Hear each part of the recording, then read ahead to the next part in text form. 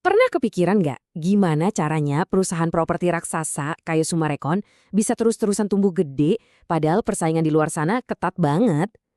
Nah, kali ini kita bakal bongkar bareng-bareng apa sih rahasia di balik kesuksesan finansial dan strategi jitu mereka. 74,2%. Angka ini bukan angka sembarangan loh.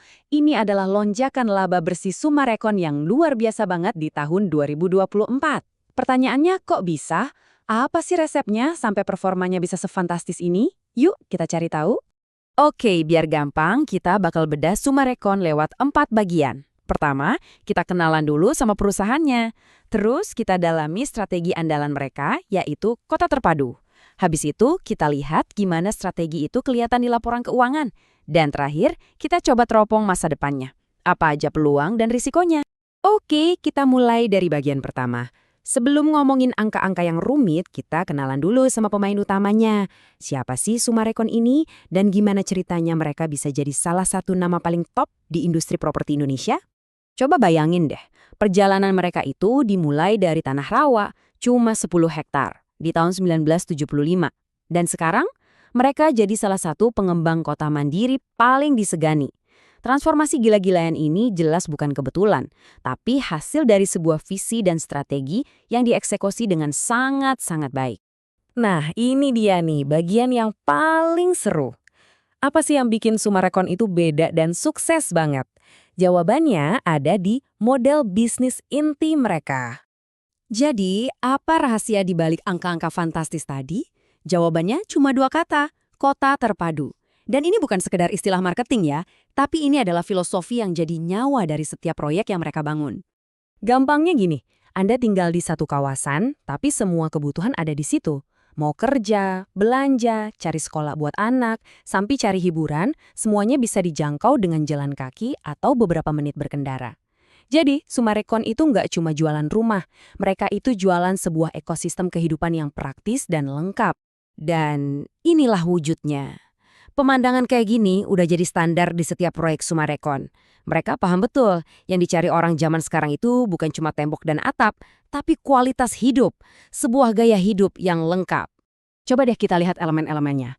Ada perumahan, ada ruko, ada mall, sekolah, rumah sakit, semuanya nyambung dan saling melengkapi.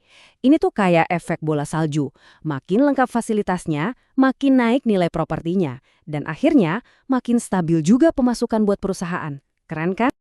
Oke, strateginya udah jelas keren. Konsepnya juga jamik. Tapi, beneran ngasilin duit nggak? Nah, sekarang waktunya kita bedah angka-angkanya dan lihat buktinya.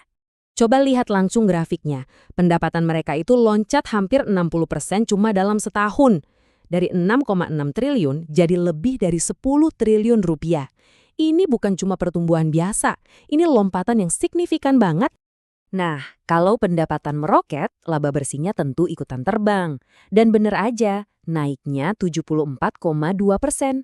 Angka inilah bukti paling nyata kalau strategi kota terpadu itu bukan cuma konsep di atas kertas, tapi bener-bener mesin pencetak uang yang sangat-sangat efektif.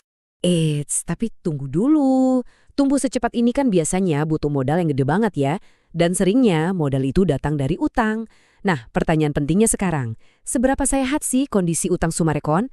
Jangan-jangan pertumbuhannya ini dibiayai utang yang gak wajar. Oke, di tabel ini kita bisa lihat debt to equity ratio atau DER mereka itu ada di angka 1,42. Artinya apa? Simpelnya untuk setiap Rp1 modal sendiri, mereka punya utang Rp1,42. Nah, untuk industri properti yang emang butuh modal besar, angka ini sebenarnya masih tergolong wajar. Tapi ini tetap jadi metrik penting yang harus terus kita awasi. Oke, kinerja masa lalu udah kita lihat. Impresif. Tapi yang namanya investasi itu kan lihatnya ke depan. Jadi gimana prospek Sumarekon? Yuk kita coba timbang-timbang apa aja peluang dan tantangan yang menanti mereka. Jadi, di satu sisi, mereka ini punya resep jitu yang udah terbukti laku keras dan bisa di-copy-paste ke kota-kota lain. Itu peluang besarnya. Tapi di sisi lain, tantangannya juga nggak main-main. Kue properti ini kan diperebutkan banyak developer. Harga tanah makin gila, dan persaingan antar mall juga makin ketat. Ini bisa jadi penghambat di masa depan. Nah, penghargaan kayak gini tuh bukan cuma buat dipajang di lobi ya.